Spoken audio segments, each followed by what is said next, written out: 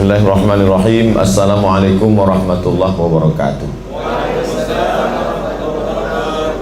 Alhamdulillah, wassalatu wassalamu ala rasulillah wa ala alihi wa sahbihi wa man tabi'ahu wa mawalah.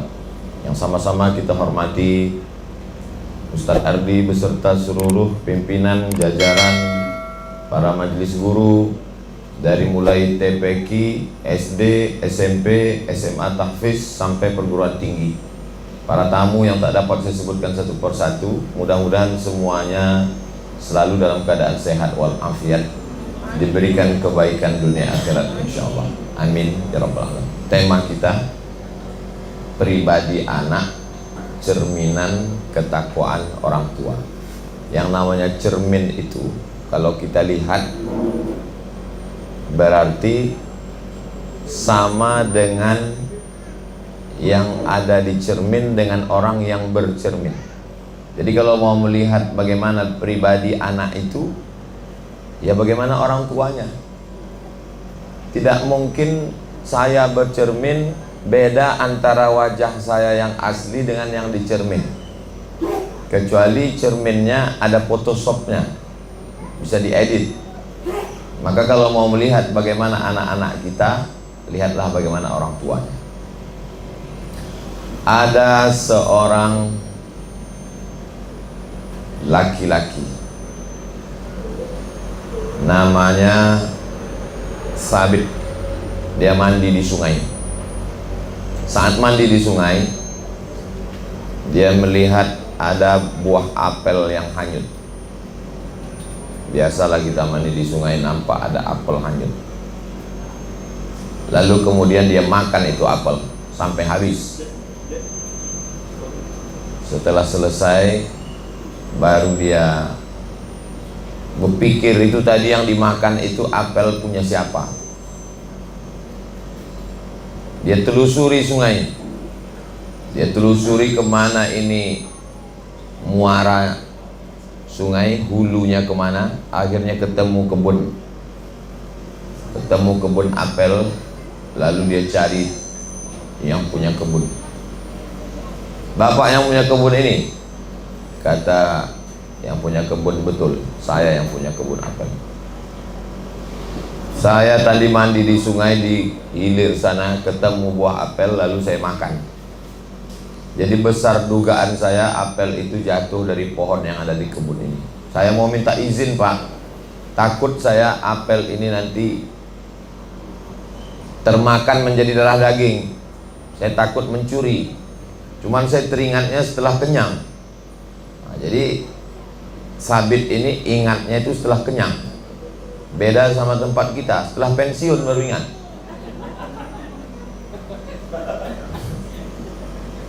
Kata yang punya kebun, tidak bisa semudah itu minta izin makan apel saya. Kamu tidak akan saya izinkan sebelum memenuhi syarat. Apapun syaratnya saya terima. Daripada saya mencari bapak nanti di akhirat minta izin di padang mahsyar, lebih baik saya minta izin di dunia. Enggak apa-apa susah di dunia, karena di akhirat itu hisabnya mencari orang lama. Saya kalau salah sama bapak ibu mencarinya di akhirat. Bayangkan berkumpul sejak zaman Nabi Adam sampai Adam Smith. Susah nyari orang di akhirat. Lebih baiklah saya minta maaf di dunia. Kata Sabit, saya minta maaf Pak, harus ada syarat. Syaratnya apa? Kamu mesti ke rumah saya, terus nanti sampai di rumah bapak, kamu mesti menikahi anak saya. Wah, ini enak sekali nih. Sudah makan apel gratis, dapat anak lagi. Ini adalah kisah yang sangat dirindu-rindukan jombloan. Baiklah, tapi kamu perlu tahu Sabit, apa itu? Anak saya ini tidak punya kaki, tidak punya tangan, tidak punya mata, tidak punya telinga, tidak punya mulut. Sudah terbayangkan, bulat macam semangka. Dan kamu mesti menikahi anak saya ini baru saya maafkan. Kalau kamu tidak nikah, tak mau kamu menerima anak saya ini, sampai mati, sampai di akhirat kamu akan bertemu saya di padang mahsyar nanti. Lama Sabit berpikir, mau dinikahi, gimana ceritanya, mau tidak dinikahi di akhirat. Tapi karena Sabit ini sangat takut kepada Allah, baiklah saya nikahi. Jadi zaman dulu itu, laki-laki perempuan itu sebelum nikah dia tidak ketemu. Zaman sekarang tak usahlah kita ceritakan. Jadi zaman dulu itu tidak ketemu. Seorang bapak bisa menikahkan anaknya dengan perempuan. Aku nikahkan engkau dengan anakku dengan mahar sebentuk cincin emas tunai sah. Itu nikahnya sah. Anaknya tanpa melihat calon suami. Lalu kemudian, aku nikahkan engkau Sabit dengan anakku dengan mahar sebentuk cincin emas tunai sah. Selesai menikah, selesai acara akad nikah, malamnya Sabit masuk ke dalam rumah. Habis itu dia masuk ke dalam kamar. Dia lihat istrinya itu, ternyata dia bukalah cadar penutup wajah istrinya.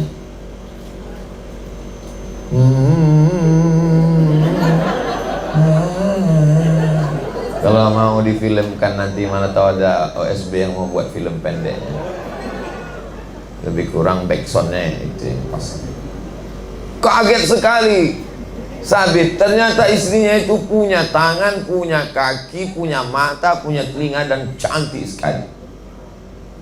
Kalau ini nanti mau difilmkan, sulit mencari artis Indonesia yang bisa seperti ini. Paksa kita cari dari Turki atau dari Mesir, Maroko. Lalu Sabit terkejut. Akhirnya dia tanya, kata bapak kamu tidak punya tangan, tidak punya kaki, tidak punya mata, tidak punya telinga, tapi apa kamu anak bapak yang punya kebun kurma yang... Iya, saya anaknya. Akhirnya dia tanya, Pak, bapak kan bilang anak bapak tidak punya kaki, tidak punya tangan, tidak punya mata, tidak punya telinga, tidak punya mulut. Tapi anak bapak, dia takut juga, takut salah. 2 kali salah, udah makan apel salah. Ini menikahi anak orang salah lagi, masa salah terus hidup? Kata si bapak, saya bilang anak saya itu tidak punya kaki karena memang kakinya tidak pernah melangkah ke tempat maksiat. Saya bilang anak saya itu tidak punya tangan karena memang tangannya tidak pernah buat dosa. Saya bilang dia tidak pernah punya mulut karena memang mulutnya tidak pernah dipakai untuk membicarakan aib orang lain buat dosa. Saya bilang dia tidak punya telinga karena telinganya tidak pernah dipakai untuk mendengarkan kata-kata maksiat. Saya katakan dia tidak punya mata karena memang dia tidak pernah melihat perbuatan yang tidak diridhai Allah. Maka inilah dia anak saya. Saya nikahkan ke kamu Sabit karena belum ada orang di zaman ini yang mau makan buah tiba-tiba minta maaf. Memang sudah lama saya mau mencari menantu dan kamulah orangnya Sabit. Akhirnya menikahlah Sabit. Sa-nya pakai huruf sa, Sabit. Sabit artinya orang yang kokoh. Kita lanjutkan setelah yang berikutnya. Lalu kemudian Sabit pun minum-minum. Setelah minum baca doa dan seterusnya. Akhirnya lahirlah seorang anak laki-laki, buah pernikahan dari Sabit yang takut makan apel dengan istrinya yang tak punya mata, tak punya telinga, tak punya kaki, tak punya mulut karena tak pernah buat dosa, dengan mertua yang tak memikirkan menantunya ini apa dan siapa, yang penting jujur, takut makan buah apel minta maaf. Pernikahan Sabit dengan anak yang solihah, dengan mertua yang soleh, lahirlah seorang anak laki-laki. Anak laki-laki itu diberi nama Nu'man. Nama ayahnya Sabit, itulah dia Nu'man bin Sabit. Meninggal tahun 150 Hijrah. Nu'man bin Sabit, nama kerennya Imam Hanafi, imam mazhab yang pertama. Yang pertama Imam Hanafi, yang nomor 2 Imam Maliki, nomor ketiga Imam Syafi'i, nomor keempat Imam Hambali. Imam Hanafi nama aslinya Nu'man bin Sabit. Jadi kita kalau kenalan sama orang, kita mesti sebut nama asli dan nama keren. Itu tadi siapa? Ustadz Somad. Loh, kemarin saya lihat di Facebook mirip kayak itu, namanya Anton. Nama saya Ustadz Abdul Somad, tapi selalu disingkat dengan UAS karena sulit sekali menyebut. Banyak panitia yang ribut menyebut. Saya bilang nggak usah sebut detailnya, sebut saja Ustadz Abdul Somad dan seterusnya. Nu'man bin Sabit inilah ulama ahlu sunnah wal jamaah, berguru langsung dengan cicitnya Rasulullah SAW, namanya Imam Ja'far Shadiq. Nabi punya anak perempuan namanya Fatimatuz Zahra. Dulu saya kalau nyebut Fatimatuz Zahra ingat anak Nabi, sekarang ingat istri saya. Fatimatuz Zahra ini punya anak laki-laki namanya Husain. Sayyidina Al-Husain punya anak laki-laki namanya Ali Zainal Abidin. Zainal Abidin punya anak laki-laki namanya Muhammad Al-Baqir. Muhammad Al-Baqir punya anak laki-laki namanya Imam Ja'far Shadiq. Imam Ja'far Shadiq punya murid yang hebat namanya Nu'man bin Sabit. Gurunya hebat, bapaknya jujur, ibunya bertakwa, dan kakeknya juga tidak pilih-pilih mantu. Sekarang banyak juga yang jujur seperti Nu'man ini, cuman nggak ketemu mertua seperti itu. Ini yang jadi masalah. Mandi di sungai ketemu apel, dimakan gitu, dipulangin, Pak minta maaf, ya udah, banyak yang lain. Nggak terlalu peduli dengan orang jujur. Nah, itu. Jadi memang diperlukan ada kerjasama. Kadang ketemu anak yang jujur makan apel, dicari yang punya kebun juga jujur, anaknya laki-laki semua. Jadi memang pertemuan itulah yang melahirkan orang-orang soleh. Maka dikenallah dengan Imam Hanafi ini Sirajul Ummah, penerang umat. Imam Hanafi itu meninggalnya karena apa? Diangkat jadi hakim agung. Hakim. Lalu kemudian hakim ini yang paling tinggi namanya Qadhi Qudat. Hakimnya hakim agung. Diangkat jadi hakim, nggak mau. Raja merasa tersinggung karena orang, kamu mau jadi hakim? Enggak. Akhirnya merasa dipenjara, masuk penjara. Menurut satu riwayat diracun, meninggal. Jadi orangnya amat sangat jujur, amat sangat baik. Dari mana datangnya itu? Buah tidak jauh jatuh dari pohonnya, kecuali jatuhnya ke sungai atau dilarikan burung. Jadi kalau ketemu anak yang jujur baik, bapaknya. Jadi bapak ibu guru yang ada di OSB dari PAUD, TK, SD, SMP, SMA, tahfiz, kalau ketemu anak-anak yang mudah sekali ngapal, baik, itu bapaknya. Tapi kalau ketemu yang enggak, mungkin bapaknya baik juga. Jadi jangan ini dijadikan rumus baku. Saya nggak ingin juga bapak ibu guru langsung pakai jurus saya ini, pas ketemu, wah ini bapaknya nggak jelas. Boleh jadi bapaknya jelas, ibunya jelas, cuman anak ini lama nyusu ke sapi. Bagaimana orang tua itu menurunkan sifat-sifat kepada anak, karena tidak ada campur tangan tetangga di sana. Murni bapak dengan ibunya, lahir karena cinta, buah hati, belayan jiwa, kasih sayang, melahirkan anak yang luar biasa. Ada satu daerah namanya daerah itu Marwa. Orang yang berasal dari Marwa disebut dengan Marwazi. Lalu kemudian di Marwa ini ada seorang hakim, Hakim Marwa. Hakim Marwa punya kebun anggur, luas sekali kebun anggurnya. Lalu kemudian datanglah seorang perantau, cari kerja jaga kebun anggur. Nama perantau ini Mubarak. Mubarak artinya orang yang diberkahi. Datanglah Mubarak melamar mau jadi penjaga kebun anggur Hakim Marwa. Akhirnya diterima jaga kebun anggur. Lalu Hakim Marwa pas hari libur pergi ke kebun. sampai di kebun anggur. Mubarak tukang kebun, ya, tolong petikkan saya anggur yang manis-manis. Dipetikkanlah anggur, disuguhkan. Biasanya kalau saya tausiah tentang anggur ini, yang datang anggur biasanya. Udah, kami tadi di dalam udah makan buah-buah. Ini hanya sekedar intermezzo. Dibawakanlah anggur, dicicipi sama Hakim Marwah, asam. Carikan lagi pohon yang lain, diambil lagi pohon yang lain, dicicip, asam juga. Pohon yang lain lagi. Lama-lama Hakim ini ngamuk sama Mubarak tukang kebun. Kamu sudah kerja di sini sama sebulan, nggak tahu kamu di kebun ini mana pohon yang manis?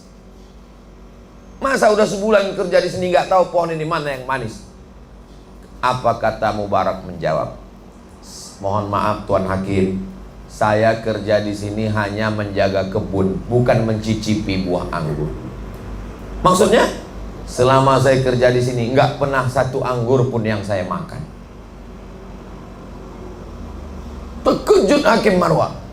Selama ini yang bekerja di situ bukan cuma cicipi, jual malah. Ini satu pun nggak pernah dia makan. Ini kok aneh ini orang. Akhirnya Hakim Marwah punya seorang anak gadis. Ini ceritanya anak gadis terus. Motivasi supaya segera habis ini mencari kebun apel dan kebun anggur.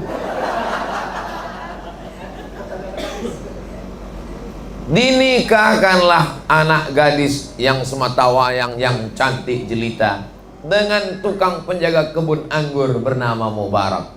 Hasil pernikahan itu lahirlah seorang anak laki-laki, diberi nama Abdullah. Namanya Abdullah bin Al-Mubarak. Itulah ahli hadis selevel dengan Imam Ahmad bin Hambal, Imam Hambali, Imam mazhab yang keempat.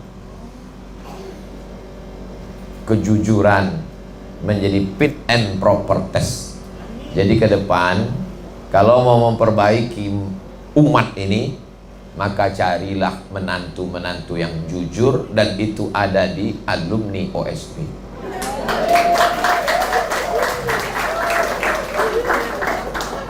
Jadi ibu-ibu yang punya anak kecil, masa depan ada ibu. Lalu kemudian setelah dinikahkan punya anak laki-laki diberi nama Abdullah. Itulah dia Imam Abdullah Ibnul Mubarak, hafal hadis, orangnya alim, orangnya luar biasa, menjadi salah seorang ulama benteng Ahlus Sunnah wal Jamaah. Jadi memang kalau mau mencari bibitnya itu mesti ditanam di tanah yang baik. Bibitnya bagus, ditanam di tanah yang bagus, tumbuhlah bunga mawar yang cantik, indah dipandang, dicium harum semerbak. Bibitnya bagus, ditanam di tanah yang tandus, keluar pohon kaktus.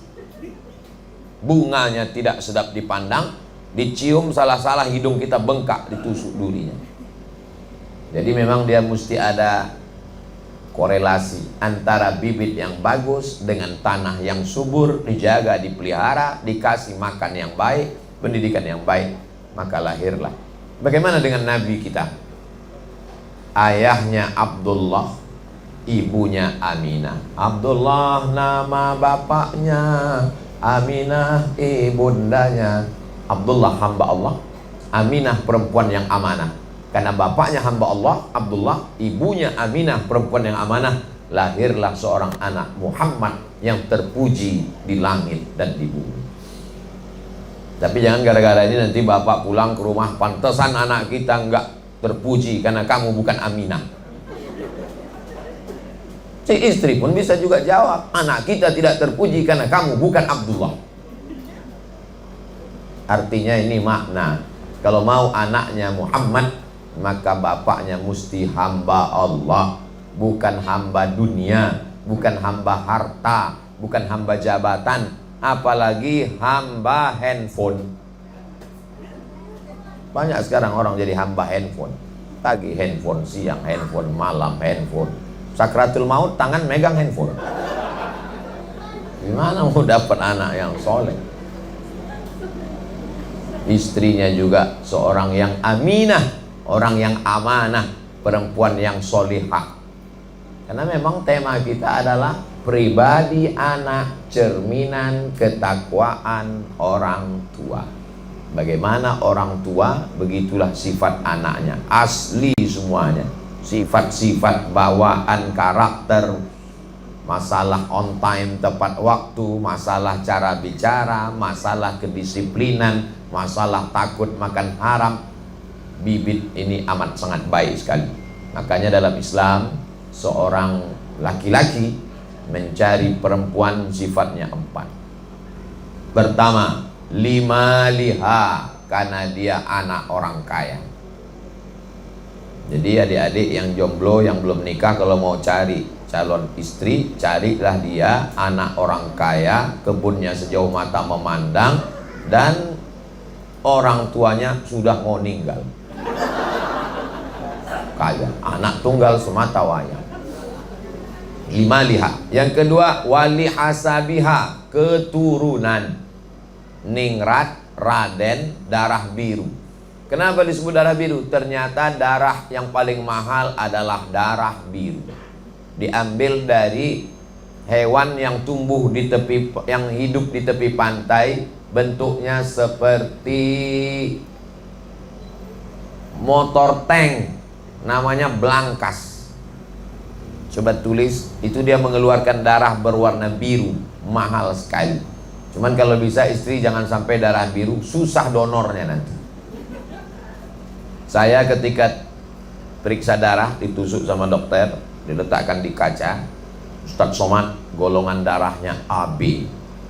Inilah darah yang paling bagus Ustadz, susah tertular penyakit dan ini darah yang kuat, kata dokter. Mantap. Tapi kalau kecelakaan, inilah yang paling sulit dapat darah dan banyak meninggal Pak Ustaz. Kadang dokter ini satu sisi membahagiakan kita, satu sisi menyusahkan hati kita. Lihasabiha, keturunan. Yang ketiga, wali jamaliha, kecantikannya. Rambutnya Mbak Mayang terurai. Tak usahlah kita teruskan.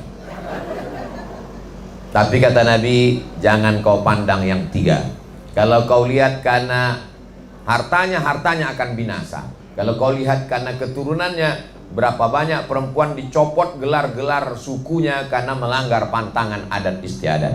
Jangan kau pandangkannya rupanya, karena wajah musim berganti. Semuanya akan berubah. Perempuan itu ibarat bunga. Bunga itu seperti kuntum yang mekar harum semerbak. Tak lama kemudian dia akan layu. Yang tidak berubah itu cuma bunga plastik. Tapi pandanglah, kata Nabi yang keempat, fasfar bidzatid din, lihatlah bagaimana dia taat menjalankan ajaran-ajaran agama. Itulah yang tidak akan lapuk karena hujan, tak akan lekang karena panas, tidak akan berubah apapun yang terjadi. Zaman boleh berganti, politik boleh bertukar, tapi sifat bawaan ibu akan turun kepada anak. Itulah pentingnya mencari sifat ibu yang solihah. Adapun perempuan mencari calon suami, sifatnya lebih dikit lagi, hanya 2 saja. Idza ja'akum man tardawna dinahu, kalau datang laki-laki meminang anakmu. Bapak-bapak yang punya anak, kalau datang laki-laki meminang anakmu, pandang yang pertama dinahu, baik menjalankan agama, wa khuluqahu, baik akhlaknya. Kenapa 2? Karena ada orang yang akhlaknya baik, sopan. Kalau ditanya, OSB di mana? Di sana. Sopannya luar biasa. Natap kita pun nggak mau, tapi nggak sholat, nggak bisa. Ada pula orang yang sholatnya rajin, sholat zuhur, sholat asar, sholat maghrib, sholat isya, sholat tahajud, sholat witir, puasa sunat, tapi kasar, nggak bisa. Dua-duanya harus sejalan. Orangnya sopan, orangnya baik, orangnya juga menjalankan agama. Mudah-mudahan yang belum berjodoh segera ditemukan jodoh yang baik-baik. Banyak juga yang belum berjodoh. Nah, inilah dia. Setelah mereka ketemu, laki-lakinya baik, perempuannya baik, dipertemukan dengan cara yang baik, namanya ta'aruf. Gak ada pacaran dalam Islam. Sekarang banyak ini anak-anak muda sholat tahajud, sudah hijrah, jam 3 malam nelpon. Kamu nelpon siapa? Pacar? Enggak Pak Ustadz, ini pacar syariah. Tahajud ya yang. Kamu udah nikah? Belum. Itu anak gadis itu punya bapak, punya ibu, orang tuanya yang membangunkan. Kenapa kamu? Saya calonnya Pak Ustadz. Masih calon. Nanti setelah menikah baru. Tapi kami ini pacaran syariah Pak Ustadz. Gak ada pacaran syariah. Ini pacaran syariah Pak Ustadz. Kami aja manggilnya ya akhi ya ukhti. Bulan kedua ya abi ya umi. Bulan ketiga ya habibi ya habibat. Bulan keempat ya almarhum almarhumah. Nggak ada pacaran syariah itu. La talbisul haqqa bil batil. Jangan campur yang hak dengan yang batil. Jadi orangnya baik dipertemukan dengan cara yang baik, namanya ta'aruf. Kalau cocok lanjutkan. Kebetulan Pak Ustadz kemarin waktu ada acara di OSB, saya melihat ada yang cuan. Gimana caranya Pak Ustadz? Ya hubungilah Ustadz Ardi, beliau yang kenal orang tuanya. Ta'aruf. Nah, jadi nggak boleh miss call, cari nomor, ketemu, cari di Facebook, nampak langsung, tolong nggak bisa begitu. Kita mesti datang ke rumahnya. Si bapak juga, kalau ada tamu, dikasih tahu dia mau ngelihat anak bapak, nggak boleh langsung begitu, suruhlah dia yang angkat teh manis. Nah, ada maksud apa? Ya selama ini kami kan hanya sekedar kenal Pak, tidak mau hanya sekedar bertetangga, ingin hubungan ini lebih dekat lagi. Udah tahu itu, biasa ada feeling. Nah sebelum dia bawa teh, dia bawa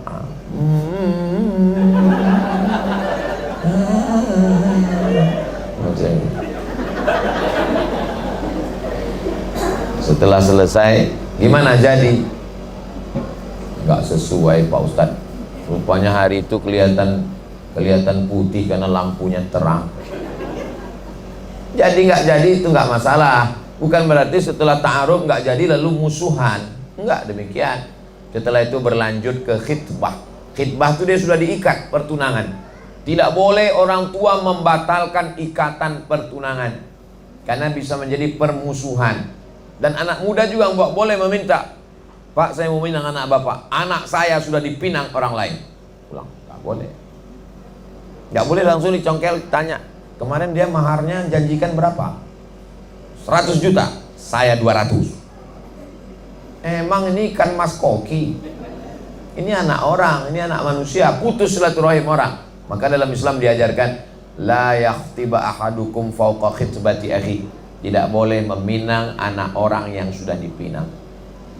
Orangnya baik, calonnya baik, dengan niat yang baik, dengan cara yang baik, dinikahkan dengan baik. Jangan dirusak. Ini banyak juga kadang laki-lakinya baik, perempuan baik, karena dilepaskan hubungannya tidak baik, terkontaminasi dengan yang tidak baik. Nauzubillah. Setelah itu barulah kemudian mereka menikah dengan cara yang baik, mendapatkan kebaikan. Doa yang diajarkan Nabi Ibrahim, Rabbi habli minas sholihin. Nabi Zakaria, Rabbi habli min ladunka zurriyatan thayyibah. Nabi Ibrahim, Rabbi habli minas sholihin. Ibadur Rahman, Rabbana hablana min azwajina wa dzurriyyatina qurrata a'yun waj'alna lil muttaqina imama. Setelah itu kemudian hamil, saat mengandung ada tur. Tur itu biasanya jalan-jalan ke gunung, ke danau, ke bukit. Tapi ini aneh turnya. Turnya diadakan ke Museum Moskow untuk melihat lukisan-lukisan klasik. Selama melihat lukisan diiringi dengan suara musik Mozart, Beethoven, musik-musik yang melembutkan hati. Tapi yang ikut acara tur ini saya nggak lulus, Ustadz Ardi juga nggak boleh, karena pesertanya syaratnya hamil 3 bulan. Siapa yang hamil 3 bulan, 4 bulan, 5 bulan boleh untuk ikut tur di Moskow, melihat lukisan-lukisan klasik diiringi dengan suara musik Mozart, Beethoven. Tujuannya apa? ternyata supaya anak yang dikandung ini menjadi anak yang lembut. Mereka komunis, nggak ngerti Quran, nggak ngerti sholawat. Yang dia tahu adalah melihat lukisan yang cantik indah, mendengar musik yang lembut, maka akan lahir anak yang baik, yang lembut. Tapi dalam ajaran Islam, inna khalaqnal insan, kami ciptakan manusia min nutfah, dari sperma, ansajin, ini campur dengan sel telur, nabtalihi, kami uji, ja'alnahu sami'an basira, anak itu bisa mendengar, anak itu bisa melihat. Nabi sudah membacakan ayat itu 1444 tahun yang lalu. Nabi tidak pernah terdaftar di fakultas kedokteran universitas manapun, tapi dia sudah tahu bahwa anak di dalam bisa mendengar. Waktu saya menjelaskan ayat surat inna khalaqnal insana min nutfatin amsyajin nabtalihi faja'alnahu sami'an basira. Menurut ayat ini, anak sudah bisa mendengar dan sudah bisa melihat di dalam kandungan. Waktu saya jelaskan ayat itu, datang kertas. Ustaz Somad, ada kertas dari jamaah. Saya dokter spesialis objin. Spesialis objin itu spesialis kandungan, bukan spesialis jin. Saya ustadz yang selalu berkecimpung dengan ibu hamil. Menurut ilmu kami, anak yang ada dalam kandungan sudah bisa mendengar, merespon ibunya. Jadi tur yang diadakan di Moskow itu, ketika ibunya mendengarkan musik yang slow, maka anaknya pun tenang di dalam. Jadi dapat disimpulkan, anak-anak yang melompat-lompat itu belum tentu karena mendengar musik metal, tapi ketenangan ibu hamil itu dihasilkan oleh apa yang dia dengar. Makanya disuruh ibu-ibu mengandung itu mendengarkan speaker Quran. Dari sejak Sami ada dalam kandungan sampai sekarang setahun 4 bulan, Februari, Maret, April, Mei, Juni, 17 Juni, setahun 4 bulan, non-stop, tidak boleh ayat Quran berhenti. Berhentinya kalau mati lampu aja. Bacaan Quran harus terus. Jadi yang selama ini ada musik metal, R&B, K-pop dan lain-lain, tolonglah dirubah dulu menjadi lantunan ayat-ayat suci Al-Quran. Zaman dulu belum ada speaker Quran. Jadi zaman dulu kalau ada ibu-ibu hamil datang ke kiai, kiai sebaiknya saya ini baca apa ya? Disuruh baca surat Yusuf. Baca surat Yusuf ya. Cuman kadang ibu ini salah tangkap. Dimahaminya baca Yusuf, surat Yusuf biar anaknya ganteng seperti Nabi Yusuf. Padahal maksud kiai supaya waktu baca Quran ibunya tenang, anaknya di dalam dengar. Itu maksudnya. Kalau ibunya tenang, jantungnya tenang, otaknya tenang, anaknya juga tenang di dalam. Pertumbuhannya normal, sehat. Cuman kadang orang kita ini salah paham, nanya segan. Kalau dia nanya, kiai jelaskan, kiai kenapa baca surat Yusuf? Cuman karena dia segan, ngambil kesimpulan sendiri. Baca surat Yusuf biar anaknya ganteng. Pas lahir, hitam. Komplain sama kiai. Apa nih kiai? Saya sudah baca surat Yusuf, anaknya kok gini? Kiai nggak marah-marah. Pas dikomplain, kiainya diam aja. Dia nanya, bojone di suaminya mana? Ini bodoh. Tujuannya itu lebih pada spiritual, supaya kalau ibunya baca Quran itu tenang. Makanya tidak boleh bertengkar suami istri saat istri hamil. Nanti anaknya kan selalu dikasih tahu dokter, jangan kelahi ya Pak, Bu, banyak-banyak sabar. Nanti kalau ibunya stres, depresi, nanti anaknya begini. Cerminan orang tua. Bagaimana dibesarkan dengan kasih sayang. Akhirnya anak lahir. Di saat anak lahir, dibisikkan ke telinganya sebelah kanan azan. Azan as-salah, seperti azan salat. Hadisnya hadis hasan, ada dalam kitab Sunan Tirmidzi. Jam berapapun anaknya lahir tetap diazankan. Makanya kalau nggak tahu nanya, Ini anak lahir jam 5 diazankan as-sholatu khairum minan naum. Azannya tetap azan seperti biasa. Dibisikkan ke telinga sebelah kanan, Allahu Akbar, Allahu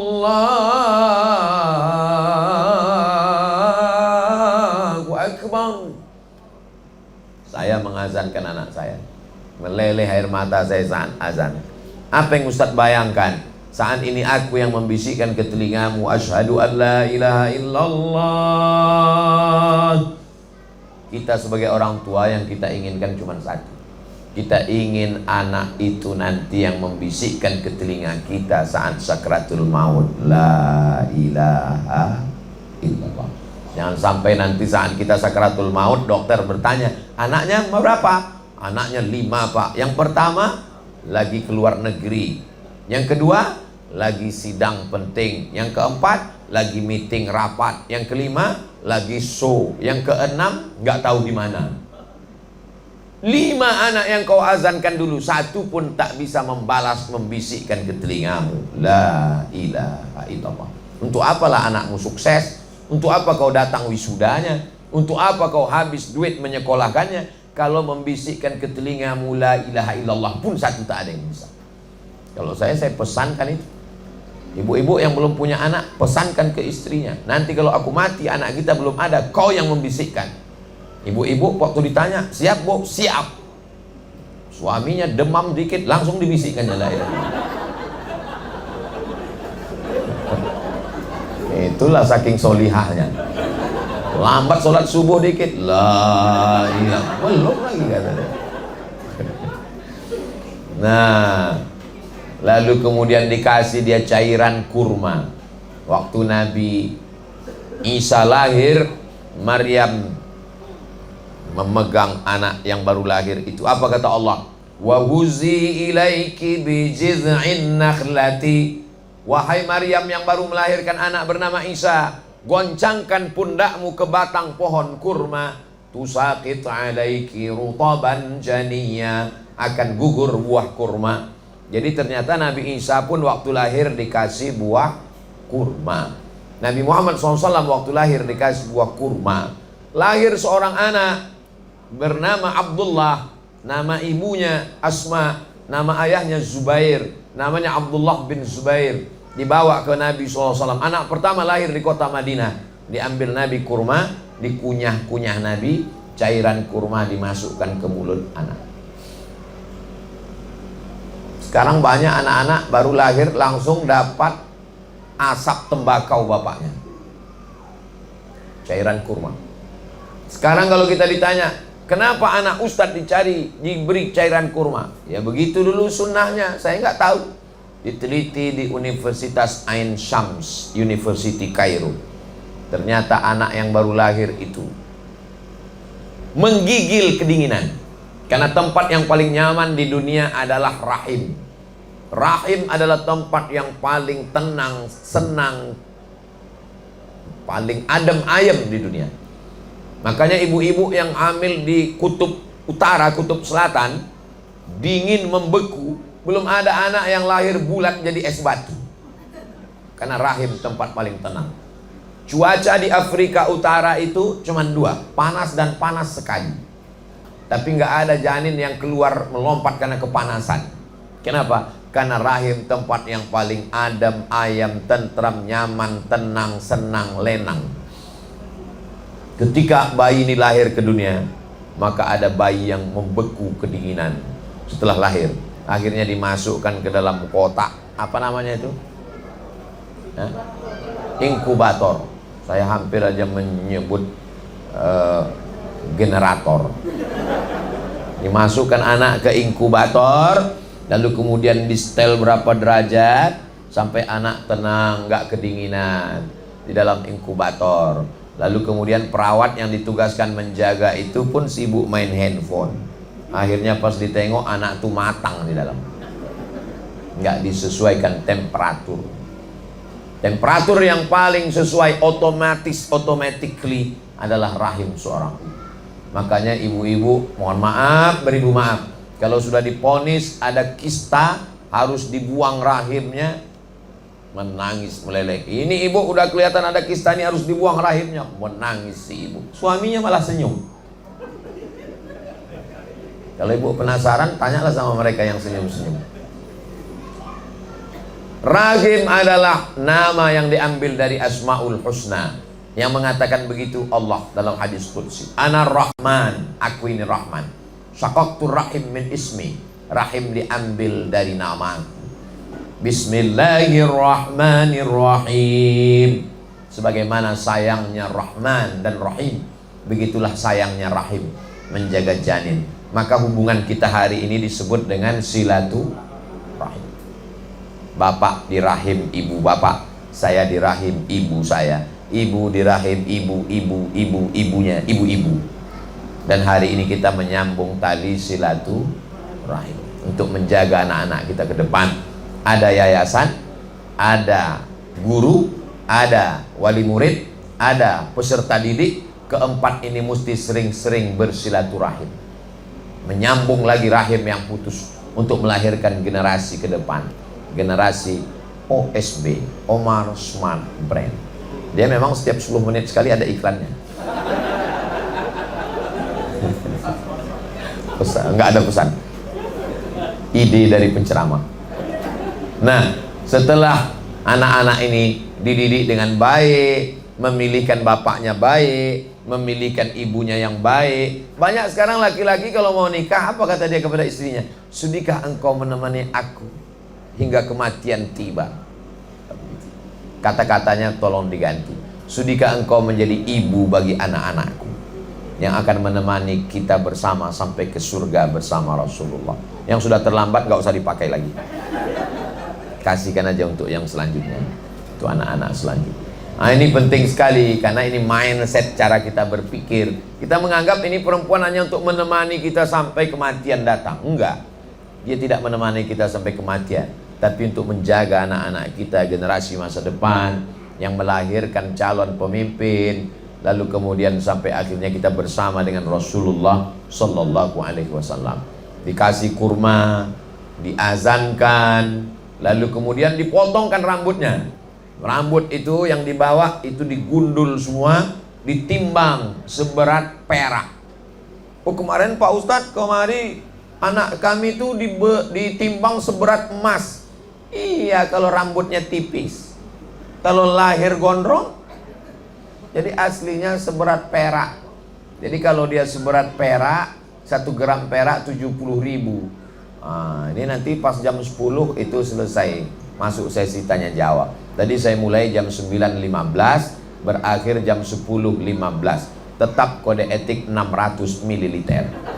Walaupun di OSB sama dia. Tetap.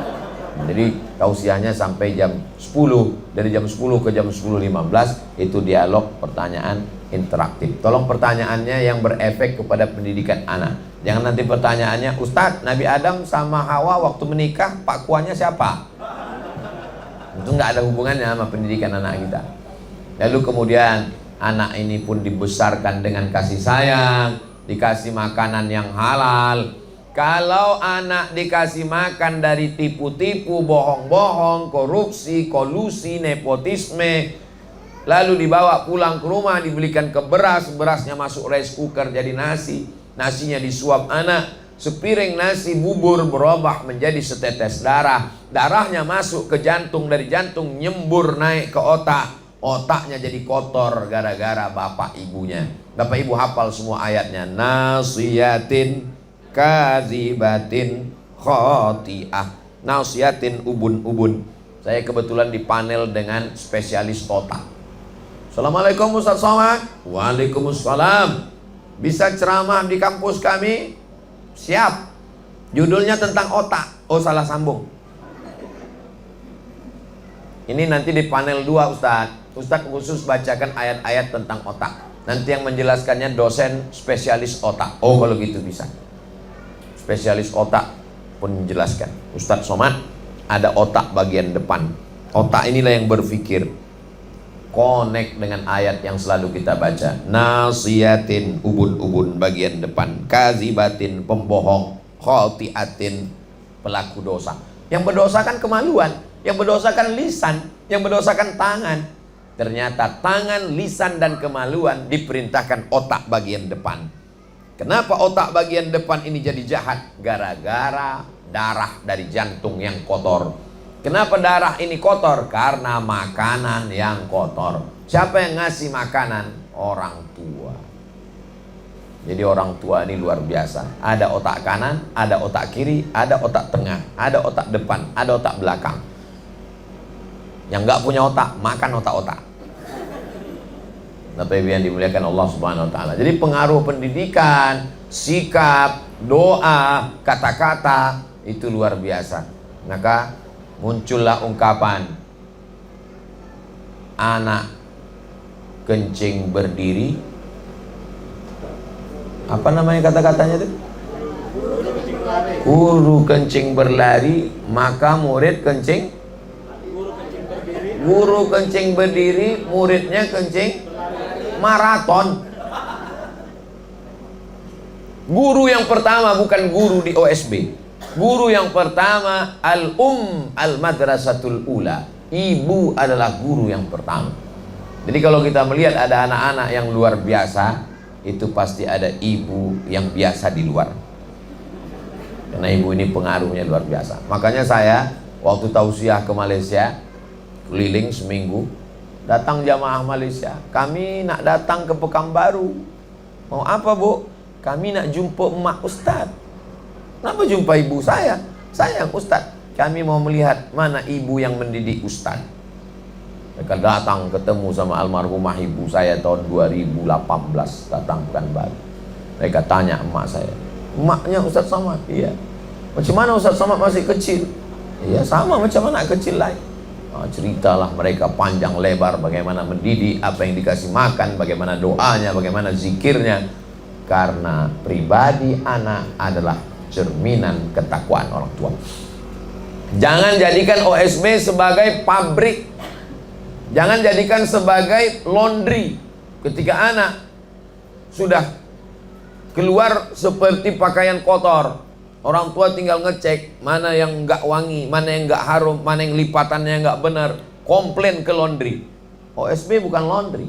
OSB adalah partner kita sebenarnya yang mendidik anak kita. Tapi karena kita nggak mampu, karena sibuk, wanita karir, bapaknya pergi pagi pulang petang, peras keringat banting tulang, anaknya tidur dia sudah pergi, dia pulang anaknya sudah tidur, nggak pernah ketemu. Maka ada yang mampu menolong kita, OSB. OSB ini yang menolong kita. Saya nggak sanggup mendidik anak saya. Anak saya masukkan ke sekolah. Ketika anak saya tes baca ayat, nyambung. Juz 29 nyambung, juz 30 nyambung. Yang hebat bukan saya, yang hebat gurunya di sekolah. Saya datang ke sekolahnya, mau mengucapkan terima kasih ke guru-gurunya. Mau saya cium tangan gurunya sebagai hormat saya. Pas ketemu, nggak jadi saya cium, karena gurunya perempuan. Jadi kalau ada orang tua yang marah-marah datang ke sekolah OSB, ini orang tuanya belum nonton channel Ustadz Abdul Somad Official. Subscribe, like, share, and comment. Pas jam 10 sampai 10.15 saya jawab, kita serahkan ke moderator.